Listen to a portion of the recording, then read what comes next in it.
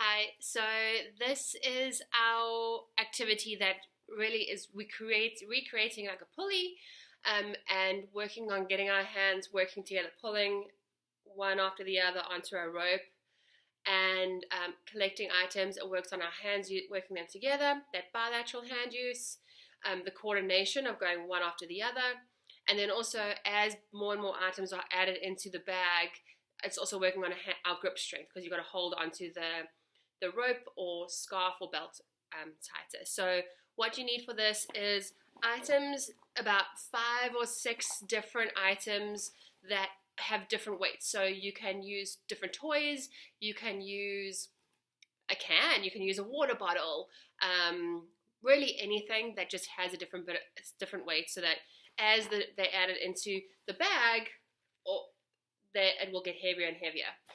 So you'll need some kind of bag. A shopping bag also works, or a cloth bag.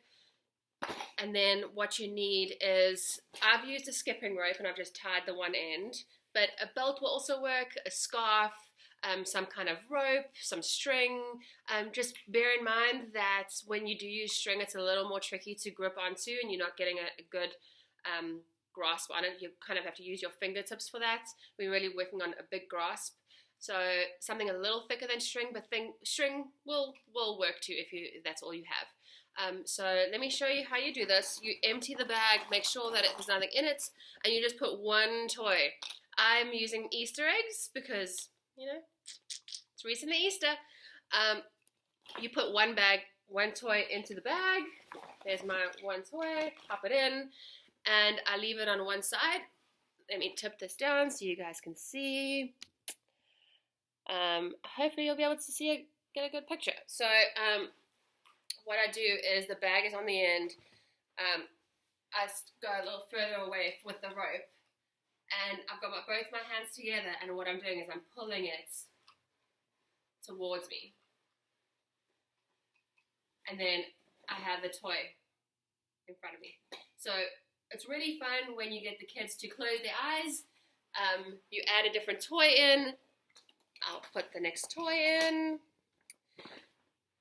If you add the toy in while they're closing their eyes, and then they've got to pull it towards them and figure out what toy you've put in.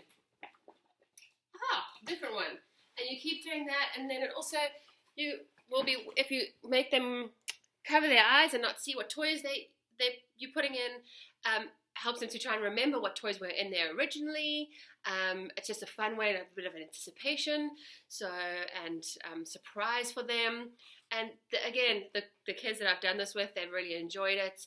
So mix it up, add big toys, small toys, obviously anything that will fit into your bag, but we're really just focusing on that grip strength, as I said, and that bilateral hand use and the coordination needed to really pull something towards you. Some kids will need some help just to get that concept of one hand in front, one hand behind, and then going back so you get that motion. And that's okay if you can show them, guiding them with your hands over their hands so that they've learned that concept. So I hope you enjoy it. Go fishing, get surprises, add some more surprises into the bag, and make it an exciting game for them. Enjoy it, everyone.